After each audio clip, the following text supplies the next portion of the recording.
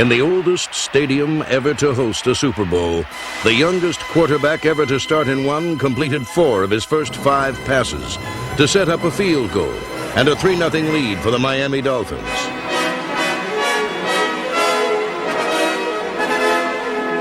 While Dan Marino is the game's state-of-the-art passer, the San Francisco 49ers' Joe Montana is football's most versatile quarterback.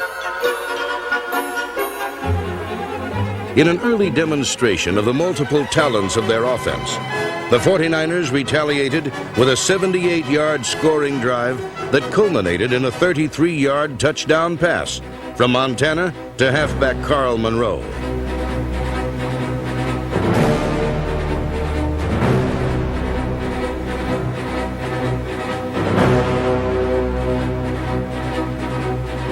The 49ers' touchdown would be the first of many pearls in a large collection of offensive gems. At 5'8", 166 pounds, Monroe was the smallest player on the field, but he had made the first big play, and the 49ers moved ahead 7-3.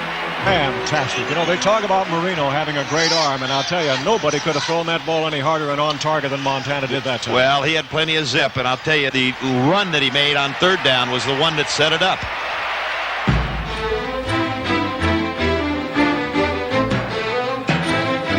The balance of the game swung back to the Dolphins when Coach Don Shula instructed Marino to employ a no-huddle, hurry-up pass offense.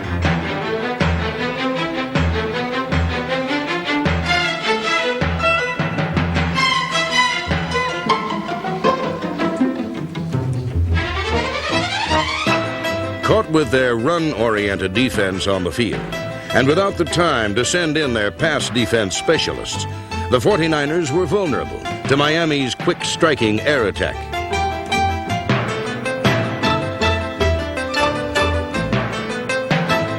No-huddle offense. They come up the line of scrimmage quickly again. San Francisco cannot adjust its defense. Marino ready. He fires out the left side. Caught on the run that time by the tight end Johnson. Past the Marino's 21-yard pass to tight end Dan Johnson was the key play in this drive. And it succeeded because Johnson beat linebacker Dan Buns, who is not usually in the game on passing situations, and man-to-man coverage is not his strong point.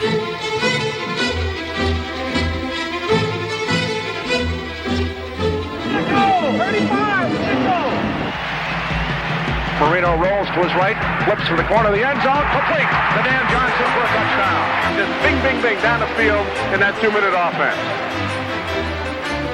Dan Marino had completed 9 of 10 passes for 103 yards, and his touchdown toss to Johnson gave Miami a 10-7 lead. But this first period turned out to be nothing more than an illusion, teasing people into believing that Dan Marino was his usual unstoppable self.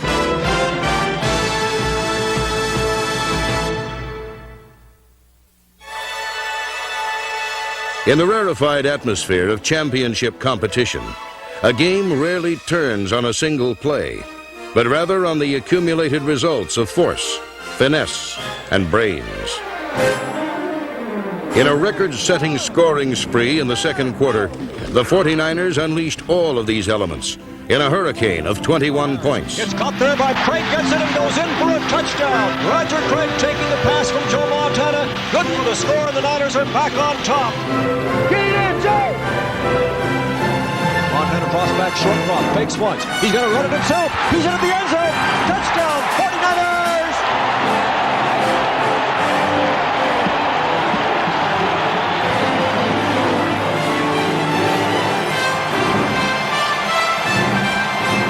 A handoff given to Craig. Craig batters his way to the goal line. He goes in for a 49er touchdown.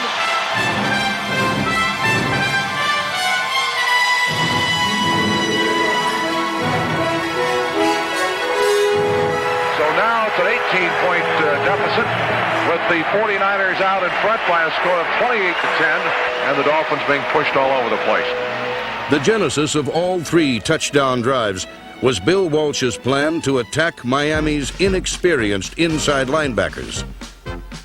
And throughout the second quarter, he exploited their inability to cover his elusive running backs. Roger Craig, number 33, caught 8 passes for 82 yards in Super Bowl 19.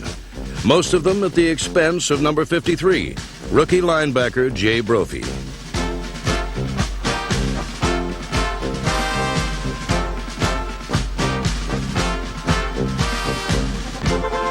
Montana also had success throwing to his tight end, Russ Francis. When the linebackers followed a play fake to the outside, Francis, number 81, cut against the flow toward the inside and became an open target in the middle.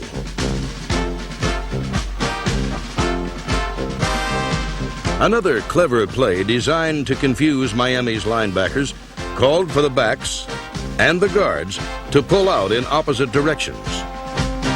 When the linebackers split to cover the backs, Francis had an open route through the middle.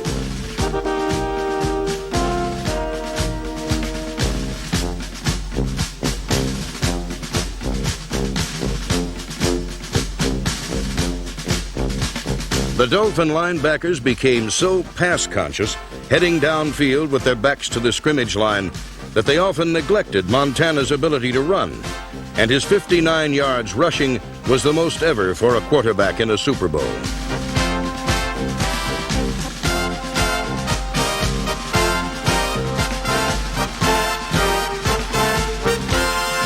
The 49ers' success was not only a triumph of tactics, but also a tribute to the talent in their offensive line.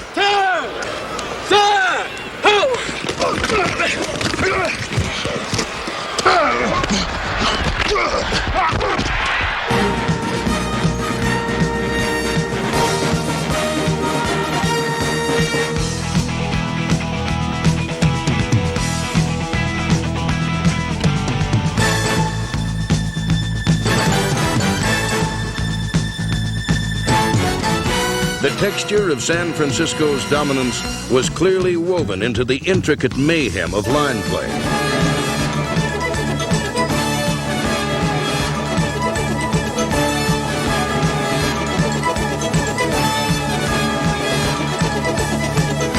In the second quarter, the Dolphin defense, which had struggled all year, was suddenly pried apart by the 49ers, and points poured through on all sides.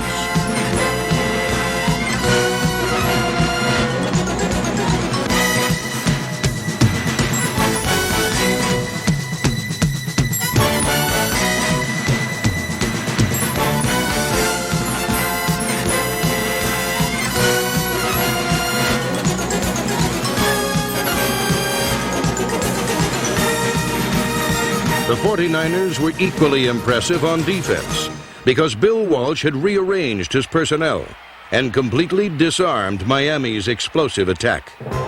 He shifted to 6 defensive backs with 1 linebacker, Keena Turner, and 4 down linemen. Since the 4-man front is often vulnerable to the run, the Dolphins immediately explored this possibility. But the 49er linemen were penetrating too quickly. Gary Johnson, number 97, and Fred Dean, number 74, crushed the weak Dolphin running game with quickness.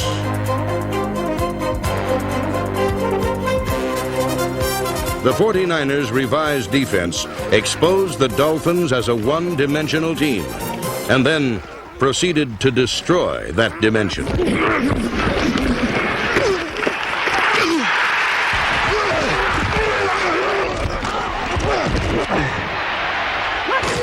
Their relentless pass rush did not dull Marino's determination, but did limit his effectiveness and caused him to play below the level of skill with which he led Miami to the AFC Championship. In the first 13 minutes of the second quarter, while the 49ers were scoring 21 points, the most prolific single-season passer in NFL history completed only 1 of 6 passes. And Marino has to get something started, or it might be the biggest blowout in Super Bowl history. But I think that maybe that pass rush is starting to put some heat on Marino and forcing him to do just a little bit of what he didn't want to do, throw quicker than he would like. Oh, we got to give him a little bit more time. We got to give him another half a second, huh? All right. The Dolphins had started the game with a bolt of offensive lightning, but they were ending the first half in a drizzle of dreary incompletions.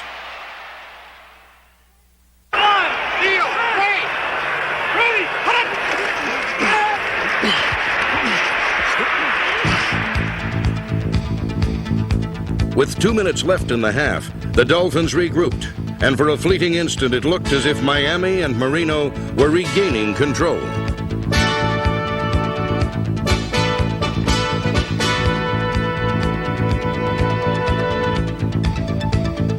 The Dolphins zipped down the field for 72 yards on a splendid drive that had its principal momentum furnished by a 30-yard pass to tight end Joe Rose.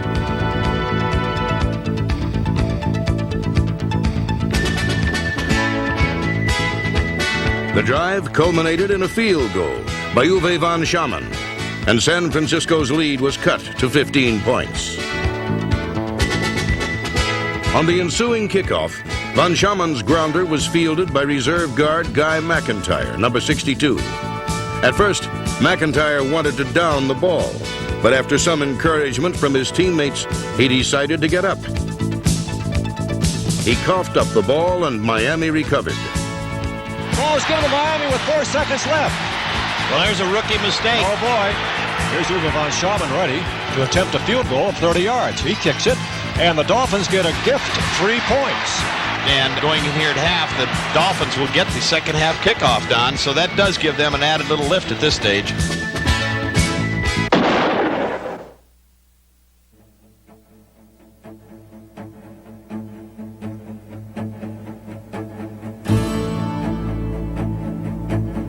The second half began in conditions perfectly suited to the filming of The Hound of the Baskervilles. The 49er defense rolled in on Miami like the fog, and the Dolphins fell into desperate trouble.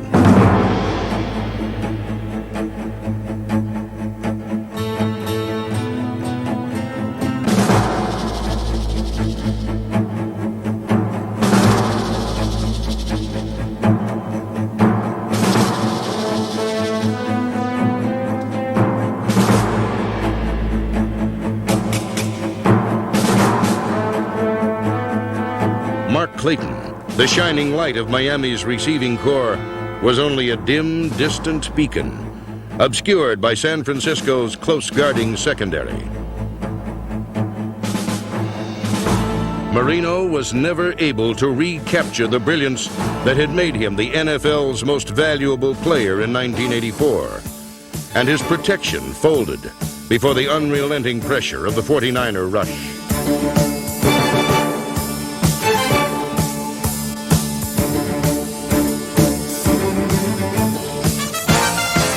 Marino was sacked 4 times in the second half, the most ever in his 2-year career. Back he goes to full forward pass with a rush. He's going to be sacked. They got him. They got him back at the 15-yard line, throwing him for a loss on the play of 11 yards. For the Miami Dolphins, the song of Super Bowl 19 was a sad one. Composed years ago by singer James Taylor, who wrote, "There were sweet dreams and flying machines in pieces on the ground."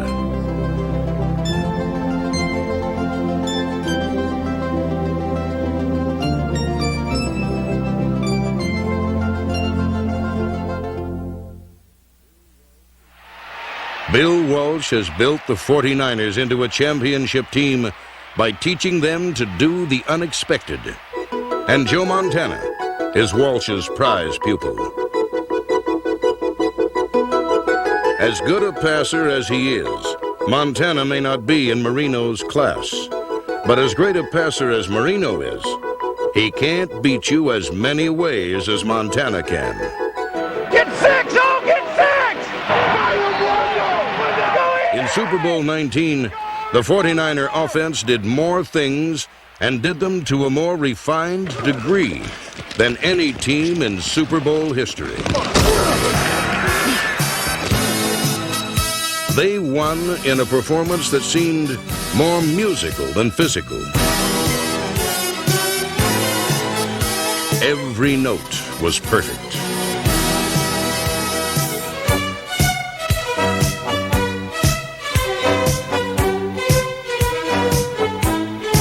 Montana orchestrated Walsh's symphonic offense and proved that football is still a team game, not a one-man aerial circus.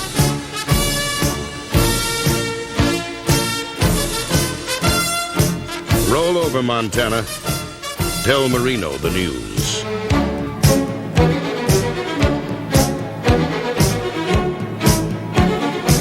The 49ers gained 537 yards in total offense, the most ever in a Super Bowl. A 40-yard completion from Montana to Wendell Tyler late in the third period put the 49ers in position to clinch their second world title in 4 years.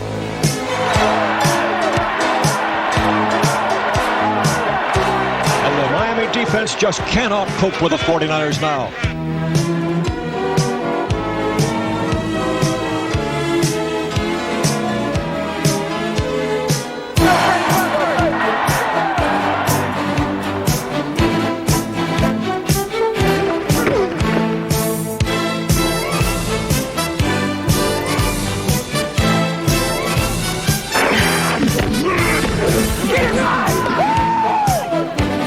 Going back to pass on 3rd and 10, Montana. Looks over the left side, caught by Craig on the way to the end zone, and Craig goes in for the score.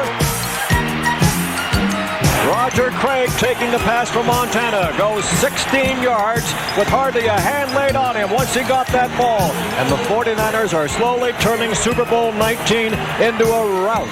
What a bag of tricks by Bill Walsh. The touchdown put San Francisco ahead 38-16. And Roger Craig became the first player ever to score 3 touchdowns in a Super Bowl.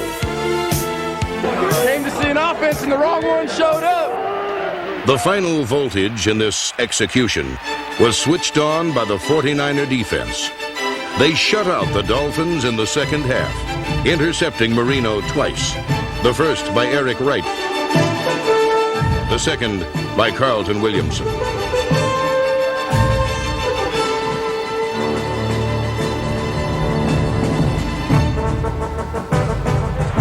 That time by Carlton Williamson. Pandemonium is breaking out. It's all over. Super Bowl 19 is in the record books. The 49ers have won it.